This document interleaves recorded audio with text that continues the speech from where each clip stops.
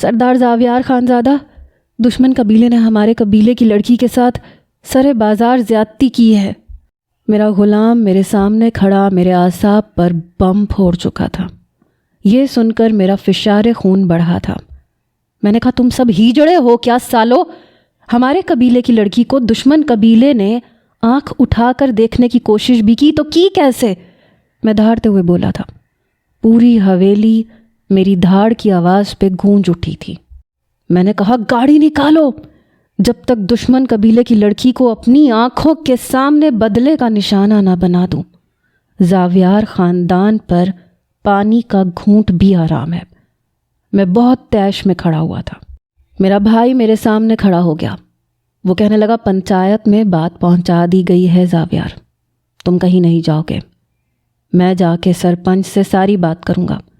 میں نے کہا، ایسی کی تیسی سرپنچ کی، میں تب تک سچ مچ چین سے نہیں بیٹھوں گا لالا، جب تک دشمن قبیلے کی لڑکی میرے سامنے بے حجاب اپنی عزت کی بھیک مانگتی ہوئی نظر نہیں آئے گی۔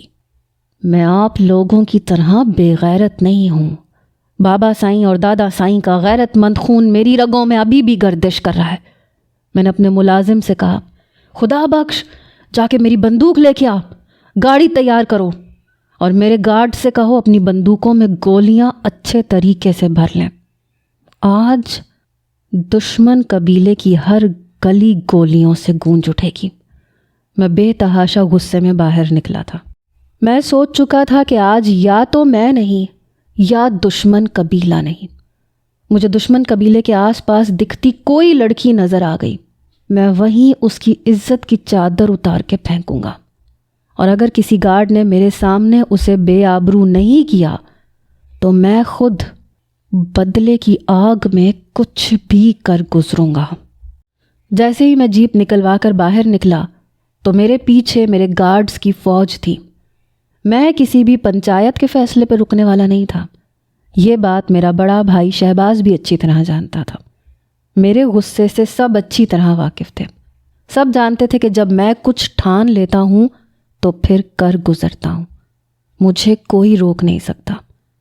جس طرح سے دھواں اڑاتے ہوئے میری گاڑیاں مخالف قبیلے کی جانب بڑھ رہی تھیں، میں جانتا تھا وہاں کے گلی کوچے بازار اس وقت بند ہو چکے ہوں گے، لوگ اپنے گھروں کے اندر مقید ہو چکے ہوں گے۔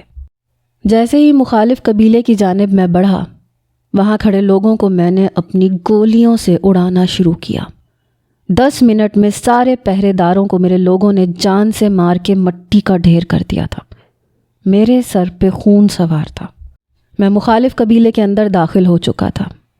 ایک کنویں کے پاس میں نے ایک لڑکی کو دیکھا جو اپنی بکریوں کو پانی پلانے کے لیے کنویں سے پانی نکال رہی تھی۔ مجھے اور ہمارے قبیلے کی گاڑیوں کو دیکھ کے اس لڑکی کے ہاتھ سے پانی کا ڈول گرا تھا۔ سندھی کڑھائی کا فراک پہنے سرخ رنگ کی اوڑھنی سے اس لڑکی نے اپنا چہرہ چھپایا۔ دونوں ہاتھوں کی کلائیاں چوڑیوں سے بھری ہوئی تھیں، پیروں پہ پازیب پہنی چھن چھن کرتی وہ بھاگی تھی۔ اس کی بکریاں اس کے پیچھے بھاگ رہی تھیں۔ میری جیپ مٹی اڑاتی ہوئی اس لڑکی کے قریب چند سیکنڈز میں پہنچی۔ میں جانتا تھا اس قبیلے کی ساری اکڑ ختم ہو چکی ہے، یہاں کا کوئی بھی مرد میرے مد مقابل نہیں ہے، کوئی میرا کچھ نہیں بگاڑ سکتا۔ اس لڑکی کے قریب جیسے ہی میری جیپ پہنچی، میں نے اس کے سر کا دوپٹہ بڑی بے دردی سے اتار کے ایک طرف پھینکا تھا، اور میرے برابر میں بیٹھے ڈرائیور نے جیپ اس لڑکی کے سامنے لے جا کے کھڑی کی، اس کے بھاگنے کا راستہ بند کیا۔ میں تیزی سے جیپ سے اترا، لڑکی کا بازو پکڑا۔ میری آنکھوں میں اس وقت نفرت ہی نفرت تھی۔ میں نے اپنے گارڈ سے کہا، باہر آؤ، اس لڑکی کے کپڑے اتارو، ہم سب کے سامنے اسے بے آبرو کرو۔ وہ لڑکی چلا رہی تھی، رو رہی تھی، لیکن مجھے اس پہ رحم نہیں آ رہا تھا۔ جیسے ہی میرے گارڈز نے اس لڑکی کے گریبان میں ہاتھ ڈالا تو ایک گولی تھی جو میرے گارڈ کے ہاتھ میں لگی۔ بری طرح سے اس کا ہاتھ پیچھے ہوا، وہ وہیں بلبلانے لگا۔ میں نے پیچھے مڑ کے دیکھا تو مخالف قبیلے کی گاڑیاں پہنچ چکی تھیں۔ نقاب کی ایک کوئی خاتون تھی جس نے گولی چلائی تھی۔ وہ اپنی جیپ سے نیچے اتری اور بڑے بڑے قدم اٹھاتے ہوئے مجھ تک پہنچی۔ کہنے لگی میری لڑکی کو ہاتھ مت لگانا ورنہ گولی چلانی ہمیں بھی آتی ہے سردار زاویار۔ بڑا کرخت لہجہ تھا، آنکھوں میں وہی نفرت تھی جو میری آنکھوں میں تھی۔ میں نے کہا کون ہو تم؟ اس قبیلے کے سردار تو کب کے مٹی کے نیچے دفن ہو چکے ہیں، تم کون ہو؟ کیا قبیلے کی نئی سردارنی بن کے آئی ہو؟ مجھ سے، زاویار خانزادہ سے اتنے اونچے لہجے میں بات کرنے کی کسی کی ہمت نہیں ہوئی کبھی۔ وہ کہنے لگی میری ہمت ہے۔ میں نے کہا اچھا۔ وہ مجھ سے کچھ فاصلے پہ کھڑی تھی۔ میں خود اس لڑکی کے پاس پہنچا جس کے ساتھ میرا گارڈ زیادتی کرنے کے لیے تیار تھا، لیکن ہاتھ پہ گولی لگنے سے پیچھے ہٹ گیا تھا۔ میں نے کہا تمہاری آنکھوں کے سامنے ابھی بے آبرو کروں گا اس لڑکی کو، تم میرا جو بگاڑ سکتی ہو بگاڑ کے دکھا دو۔ وہ کہنے لگی گولی مارنے سے پہلے میں سوچوں گی نہیں، وہ گولی تمہارے سینے پہ لگے گی یا تمہارے دماغ میں، وہ تمہاری قسمت ہے۔ اس کے لہجے میں سرداروں جیسی آن بان تھی، لیکن میں سمجھ نہیں پا رہا تھا۔ میں نے اس لڑکی کا بازو پکڑا، اس سے قریب کیا۔ جب ایک گولی میرے سر کے اوپر سے گزری، مجھے امید نہیں تھی وہ اتنی بڑی جرت کرے گی۔ میں نے اس لڑکی کا بازو چھوڑا اور اس نقاب پوش حسینہ کے روبرو جا کے کھڑا ہو گیا۔ اس کے پیچھے بس چند ہی محافظ اس کی حفاظت کے لیے موجود تھے، اور اس سے دگنی تعداد میں میرے محافظوں نے ان پہ بندوقیں تان رکھی تھیں۔ میں نے اپنے گارڈز کو اشارہ کیا، تب تک وہ گارڈز مخالف قبیلے کے محافظوں پہ بندوق تان چکے تھے۔ یہ دیکھ کر پردہ نشین کی آنکھوں میں ذرا سا خوف اترا تھا۔ میں مسکرانے لگا۔ میں نے کہا آج تمہیں یہاں بے آبرو کروں گا، مجھے بھی تو پتہ چلے میرے مخالف کھڑے ہونے کی ہمت صنف نازک نے کر کیسے لی۔ شاید تم میرے نام سے واقف نہیں ہو۔ اس نے پستول میرے قدموں میں پھینک دی۔ میں حیران تھا کہ اتنی جلدی اس نے خود کو سرنڈر کیسے کر دیا۔ وہ کہنے لگی اپنا شوق پورا کریں۔ میں اس کی بات پہ کچھ حیران ہوا۔ وہ کہنے لگی بدلہ چاہیے نا تمہیں، میں تمہارے سامنے کھڑی ہوں، لے لو بدلہ۔ میں اس کے قریب ہوا، سب سے پہلے اس کا نقاب پیچھے کیا۔ جیسے ہی اس کا نقاب پیچھے ہوا، اس کا چہرہ میرے سامنے آیا تو میرے ہوش اڑ کے رہ گئے۔ میرا تنفس بری طرح سے بگڑا تھا۔ میں چند قدم پیچھے ہٹا، وہ میرے سامنے کھڑی تھی۔ وہ کہنے لگی ہاتھ کیوں روک لیا زاویار خانزادہ؟ اتارو میری چادر، کرو مجھے بے حجاب، سب کے سامنے مجھے بے آبرو کرنے کا یہ نادر موقع ہے، ہو سکتا ہے تمہیں مستقبل میں نہ ملے۔ میرے چہرے پہ پسینہ بہنے لگا۔ میں بدحواسی سے اسے دیکھ رہا تھا۔ میں اپنے قدم پیچھے لے چکا تھا۔ میں جیپ میں بیٹھا۔ میں نے کہا واپس چلو۔ وہ کہنے لگی جا کہاں رہے ہو؟ آؤ نا آؤ، خواہش پوری کرو اپنی، ایمان شاہ تمہارے سامنے کھڑی ہے۔ میں اپنی جیپ اس قبیلے سے باہر نکال کے لے گیا۔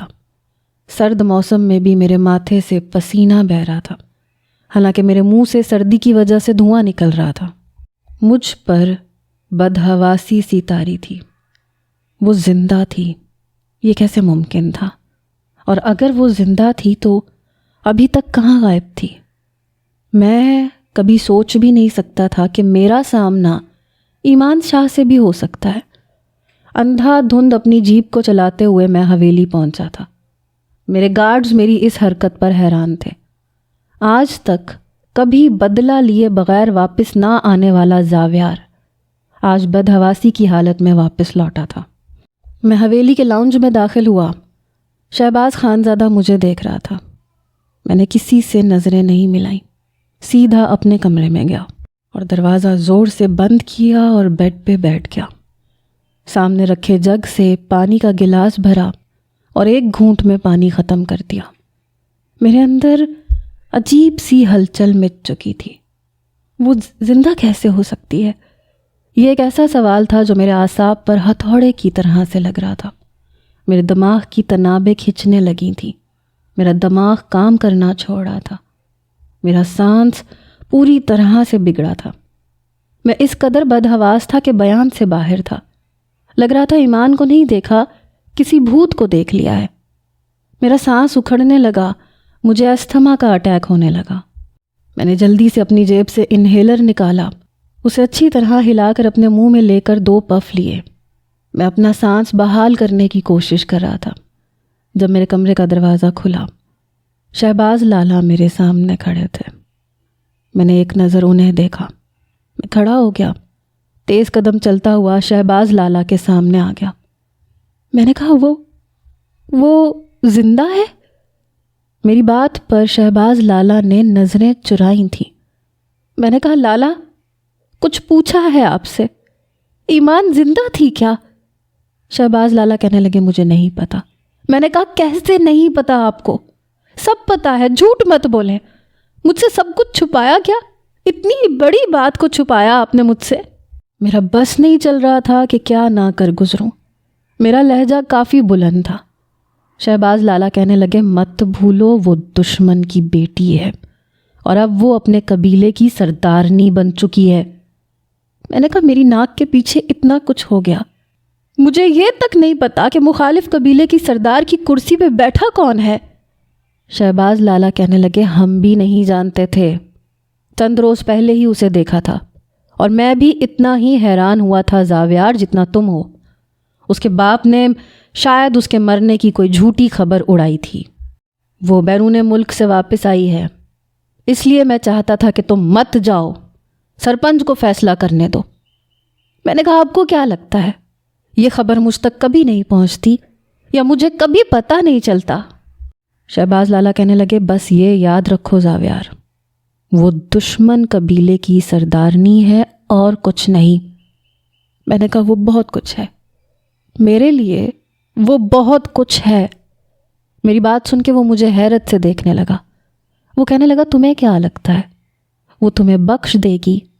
تمہارے خون کی پیاسی بنی ہوئی ہے وہ۔ مجھے بتایا خدا بخش نے کہ اس نے تم پہ گولی چلائی تھی، اتفاق سے تمہارے سر کے اوپر سے گزری ہے، ذرا سی نیچے ہوتی تو تمہارا بھیجا اڑا چکی ہوتی۔ اس کے ہاتھ اب کپ کپاتے نہیں ہیں۔ وہ ایمان شاہ نہیں ہے زاویار جس سے تم نے محبت کی تھی، وہ اپنے قبیلے کی سردارنی ہے، تمہیں چھوڑے گی نہیں۔ میں نے کہا دیکھا جائے گا۔ شہباز لالا شاید پریشان ہوئے، وہ کہنے لگے زاویار دیکھو، دل کے ہاتھوں مجبور نہ ہونا، یہ سرداروں کی شان کے خلاف ہے۔ یہ کہتے ہوئے انہوں نے میرے کندھے پہ ہاتھ رکھا اور اگلے ہی لمحے میں نے ان کا ہاتھ اپنے کندھے سے پیچھے جھٹک دیا۔ ابھی تو مجھے اس لڑکی سے کئی سالوں کا حساب لینا تھا۔ میرے اندر ایک طوفان سا برپا ہو چکا تھا، ایسے لہرا کہ تو روبرو آ گئی، دھڑکنیں بے تحاشا تڑپنے لگیں، تیر ایسا لگا، درد ایسا جگا، چوٹ دل پہ وہ کھائی مزہ آ گیا۔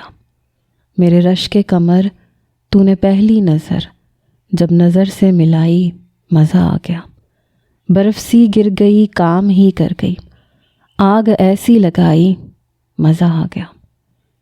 میں نے اپنی آنکھیں بند کی، دربار کی سیڑھیاں میری آنکھوں کے سامنے آنے لگیں، سفید دھو دیا پاؤں، کالی چادر میں لپٹا نازک سا وجود، آنکھوں کے کالے کاجل نے پہلی ہی نظر میں مجھے گھائل کیا تھا۔ میں دربار پہ حاضری دے کر سیڑھیاں نیچے اتر رہا تھا، سفید شلوار قمیض پر کالے رنگ کی شال پہنے۔ یہی دسمبر کا ہی مہینہ تھا جب تیزی سے سیڑھیاں اترتے ہوئے میں اچانک سے سامنے آنے والی لڑکی سے بری طرح سے ٹکرایا تھا۔ وہ لڑکی بھی شاید عجلت میں سیڑھیاں اوپر چڑھ رہی تھی، مجھ سے ٹکرا کے گرنے لگی، لیکن اگر گر جاتی تو یقیناً بہت چوٹیں لگتی۔ بے ساختہ سا عمل تھا۔ میں نے اس کی کمر پہ ہاتھ رکھ کر اسے اپنے ساتھ لگایا، اسے گرنے نہیں دیا۔ پہلے تو وہ کچھ سمجھ نہیں پائی، لیکن پھر فوراً سے سنبھلی تھی۔ میں بھی ہوش میں آیا، لمحے بھر میں وہ میرے سینے کے ساتھ لگی۔ لمحہ ہی تو لگا تھا، میرا دل میرے پہلو سے نکل کر کہیں گم ہو گیا۔ جیسے وہ لڑکی مجھ سے پیچھے ہٹی، چہرے پر سے چادر کا نقاب بھی اترا۔ اسے دیکھ کر میں بچے کھچے ہوش بھی کھو بیٹھا۔ مجھے بڑے غصے سے دیکھ رہی تھی، کہنے لگی بدتمیز، پیچھے ہٹو۔ بنا لحاظ کے اس نے مجھے پیچھے کیا، دوبارہ سے چادر سے چہرہ چھپائے اوپر کی سیڑھیاں چڑھ گئی۔ یوں تو میں دربار پہ حاضری دے چکا تھا، چادر بھی چڑھا چکا تھا، لیکن پھر سے واپس پلٹا۔ میں اس لڑکی کے پیچھے جانے لگا۔ وہ دربار کے اندر اس طرف پہنچی جہاں خواتین کے لیے جگہ بنائی گئی تھی۔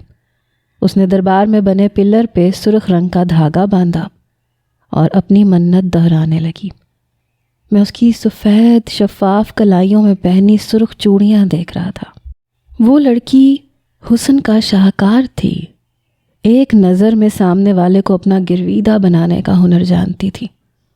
میں ویسے بھی دل پھینک قسم کا لڑکا تھا، لڑکیوں سے افیئرز بھی چلتے رہتے تھے، مگر یہ لڑکی ایک دم پٹاخہ تھی، سیدھی دل میں جا کے بیٹھی۔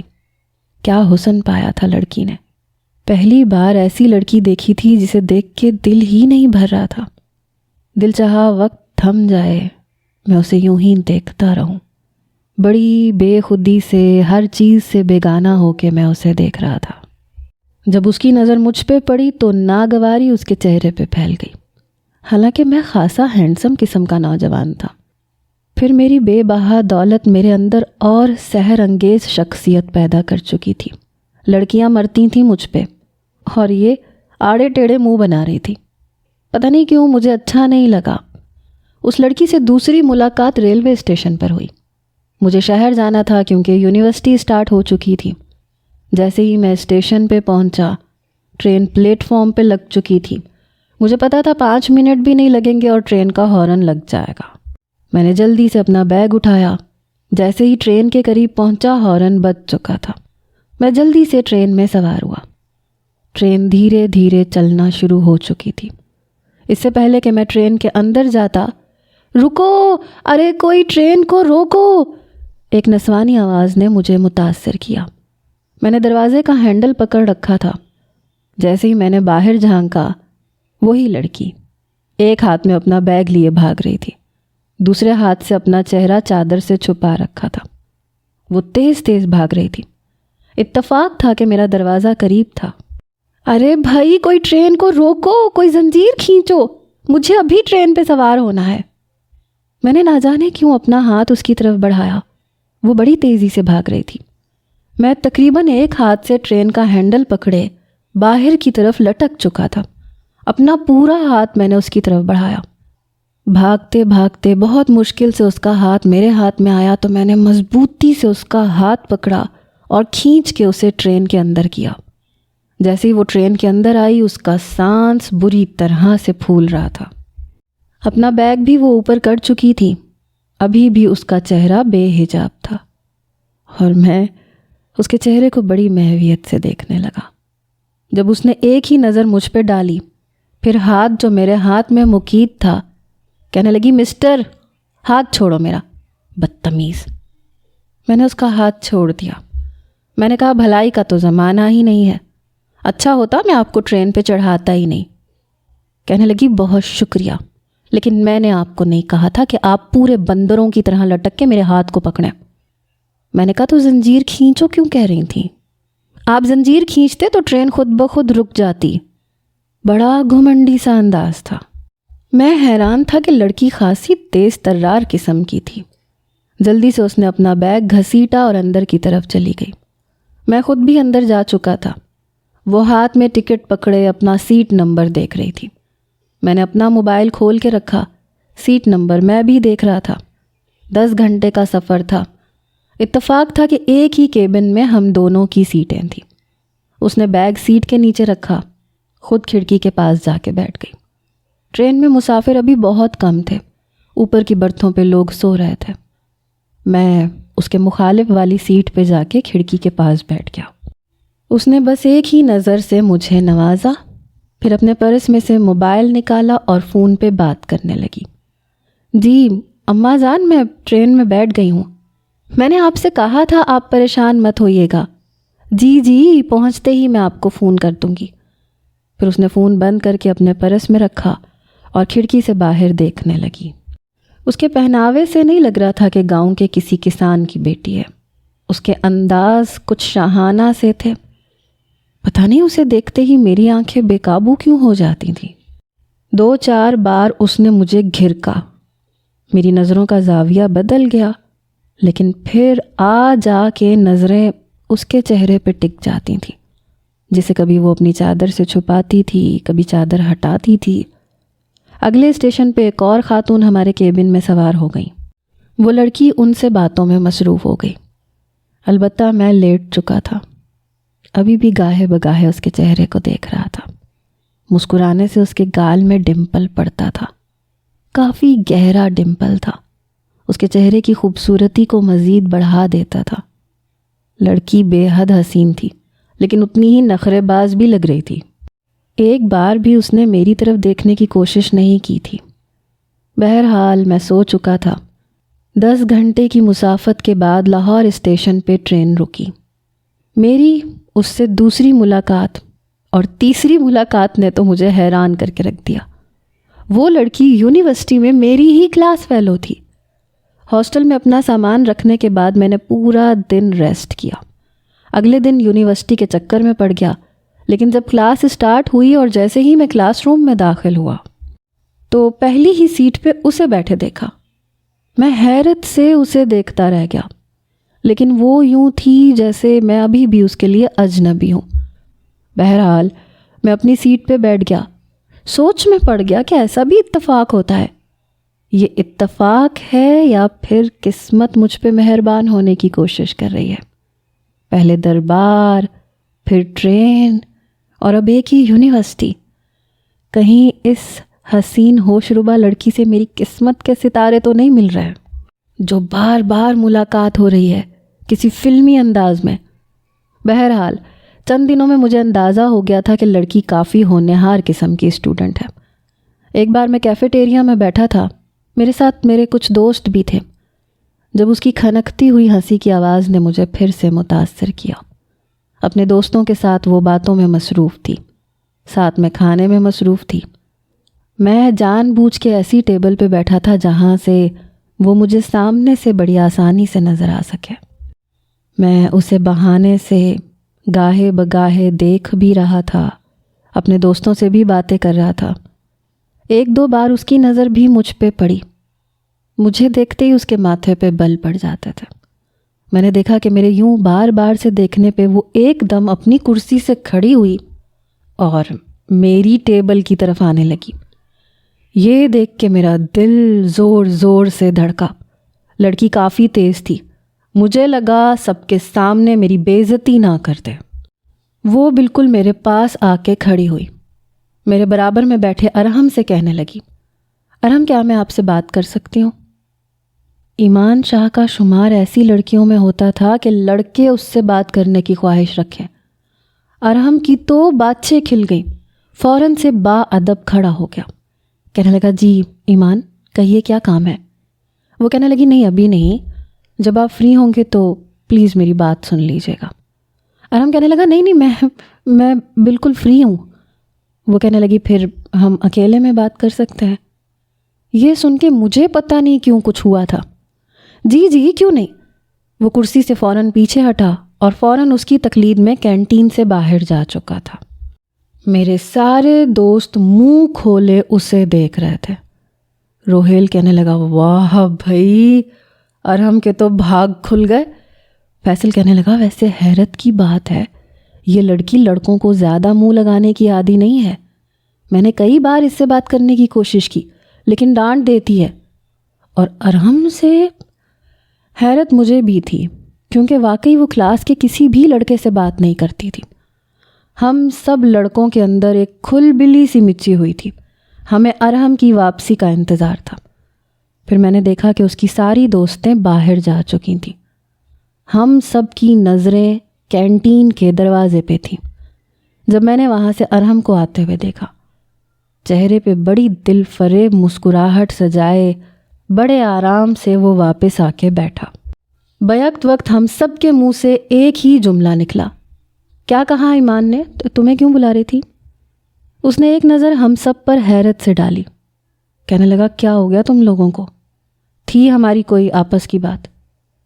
اس کی اس بات نے اور کسی کے دل میں ہلچل مچائی ہو یا نہ مچائی ہو، لیکن میں ضرور پریشان ہوا تھا۔ ایک عجیب سی بے چینی مجھ پہ لاحق ہوئی۔ فیصل کہنے لگا، او ہو، تو معاملہ یہاں تک پہنچ گیا۔ ارحم کے بچے، تم تو بڑے چھپے رستم نکلے، کلاس کی سب سے حسین چڑیا کو لے کے اڑ گئے۔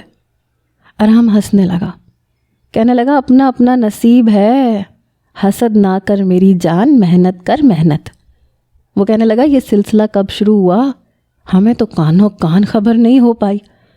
وہ کہنے لگا، اب ہر بات میں تم لوگوں کو تھوڑی نہ بتاؤں گا۔ بات آئی گئی ہو گئی، لیکن مجھے چین نہیں آ رہا تھا۔ بہانے سے میں ارحم کے برابر میں کلاس میں بیٹھا۔ میں نے دیکھا وہ ارحم کو دیکھ رہی تھی، ساتھ میں مسکرا رہی تھی۔ یوں تو ہم سب لڑکے ہی اچھی فیملی سے تعلق رکھتے تھے، لیکن ہم سب میں ارحم زیادہ امیر نہیں تھا، بلکہ مڈل کلاس سے تعلق رکھتا تھا اور مناسب سا نوجوان تھا۔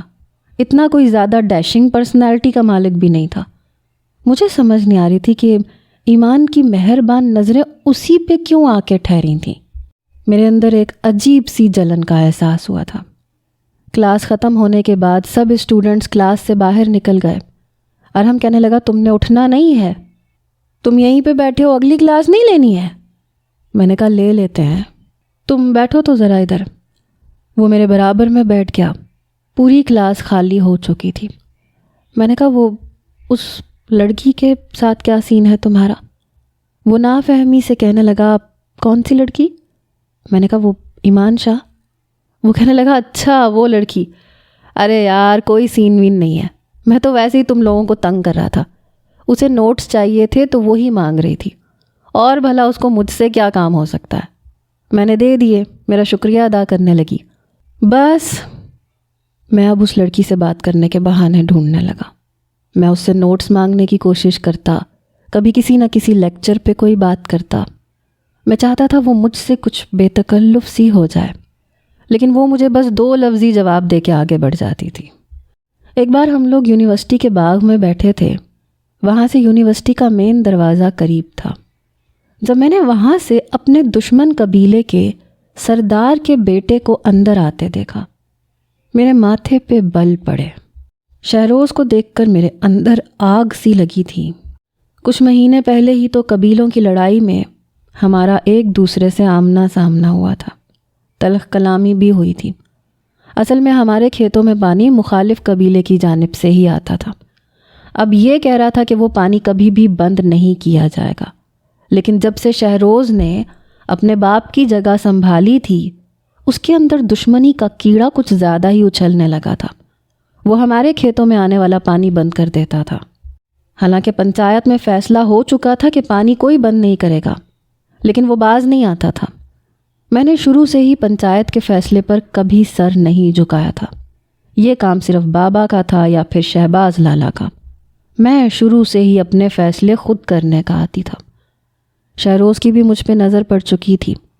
اس کی آنکھوں میں بھی نفرت تھی، ماتھے پہ بل، کیونکہ آخری ملاقات میں ہماری ہاتھا پائی تک بات پہنچ گئی تھی۔ بیچ میں اگر ہمارے بڑے بزرگ نہ آتے تو آج یا وہ نہ ہوتا یا میں نہ ہوتا۔ ہم دونوں میں سے کسی ایک کا خون بہہ چکا ہوتا۔ اس نے بڑی نفرت سے دوبارہ مجھے پلٹ کے دیکھا۔ میرے ہوش اس وقت اڑے جب ایمان شاہ لالا لالا کہتی ہوئی بھاگتی ہوئی شہروز کے پاس آئی، اور شہروز نے بھی مجھ سے نظریں ہٹا کر ایمان شاہ کو دیکھا۔ وہ سیدھی اس کے ساتھ جا کے لگ گئی، اس کے کندھے پہ سر رکھ دیا۔ اس نے اس کا سر سہلایا۔ بچے، کوئی مشکل تو پیش نہیں آ رہی تمہیں پڑھائی میں؟ وہ کہنے لگی، نہیں لالا، میں بہت خوش ہوں۔ آپ کا بہت بہت شکریہ، آپ نے بابا جان کو اس بات کے لیے راضی کیا۔ وہ کہنے لگا، میری بہن کسی چیز کی خواہش کرے اور شہروز اسے پورا نہ کرے، ایسا کبھی ہوا ہے؟ مجھے لگا میرے سر پہ کسی نے بم دھماکہ کیا ہے۔ ایمان شاہ ہمارے دشمن قبیلے کی بیٹی تھی، شہروز کی بہن تھی۔ کچھ پل تو مجھے اپنی آنکھوں پہ یقین نہیں آیا، کچھ پل دماغ سائیں سائیں کرنے لگا۔